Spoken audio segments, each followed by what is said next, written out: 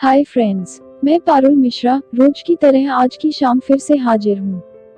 कहानियों की इस छोटी सी दुनिया में आप सभी लोगों का बहुत स्वागत है। आज की कहानी मुझे प्रीतम नाम के एक शख्स ने भेजी है जो मुंबई में रहते हैं। उन्होंने यह कहानी मुझे मेरे इंस्टाग्राम अकाउंट पर भेजी थी। पिछले वीडियो में मैंने अपनी फेसबुक और इंस्टाग्राम की आईडी आप लोगों के साथ डिस्क्रिप्शन बॉक्स में शेयर की थी। मुझे आपको बताते हुए बहुत हर्ष हो रहा है कि एक दिन में 5 लोगों ने मुझे अपनी कहानियां इंस्टाग्राम पर भेजी। मैं आपके द्वारा भेजी हुई कहानियों पर वीडियो बनाने की पूरी कोशिश करूंगी। चलो दोस्तों, आज हम सब प्रीतम द्वारा भेजी हुई इस कहानी का मजा लेते हैं। बहुत साल पहले ओडिशा राज्य के देवगढ़ जिले में राजा भानुप्रताप सिंह का राज चलता था।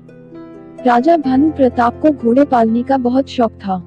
राजा के पास वैसे तो बहुत सारे घोड़े थे, पर उनमें से 4 ऐसे घोड़े थे जो जंगली थे। वे घोड़े इस राजा को काफी पसंद थे। राजा ने इन घोड़ों को प्रशिक्षित करने के लिए कई प्रशिक्षण देने वालों को बुलाया, मगर कोई भी इन घोड़ों को अच्छे से प्रशिक्षित नहीं कर पाया। जब भी कोई इन पर बैठने की कोशिश करता तो ये घोड़े उसे तुरंत अपनी पीठ से फेंक देते या फिर उसे लात मारकर गिरा देते थे। राजा को घोड़े बहुत प्यारे थे, इसलिए प्रशिक्षण देने वालों को सख्त चेतावनी दी जाती थी कि इन पर कोई जोर जबरदस्ती ना की जाए, यानी कि इन्हें मारा पीटा ना जाए। कई महीने निकल गए, मगर कोई भी व्यक्ति घोड़ों को अच्छी तरह से प्रशिक्षित नहीं कर पाया।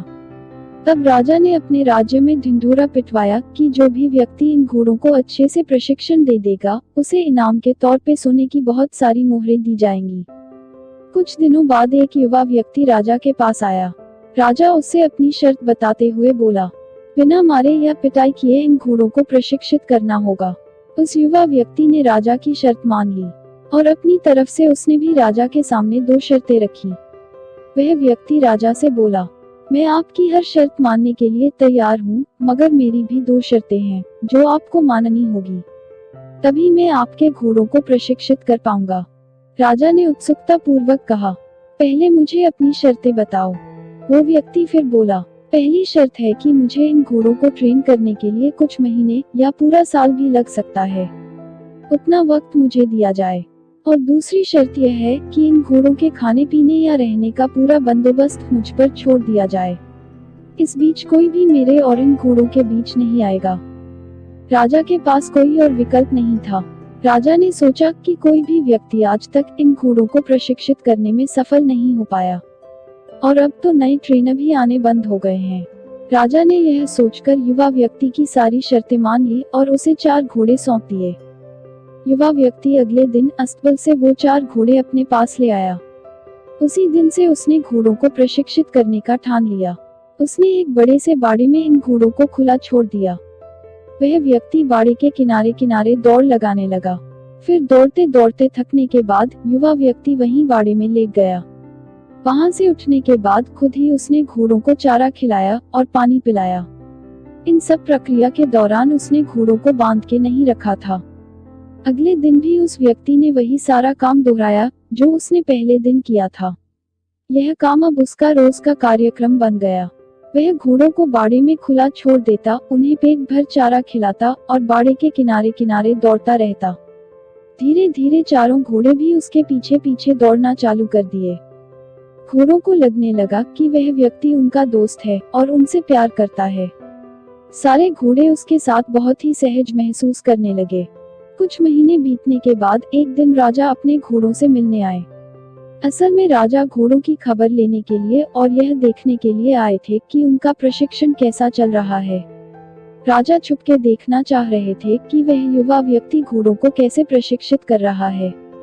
राजा ने देखा कि उनके चारों घोड़े बाड़े में हैं और चारों घोड़े उसके पीछे पीछे दौड़ रहे हैं। राजा को अब यकीन हो गया कि यह व्यक्ति ही उसके घोड़ों को प्रशिक्षित कर सकता है। राजा खुशी खुशी वहां से चले गए। देखते ही देखते 1 साल बीत गया।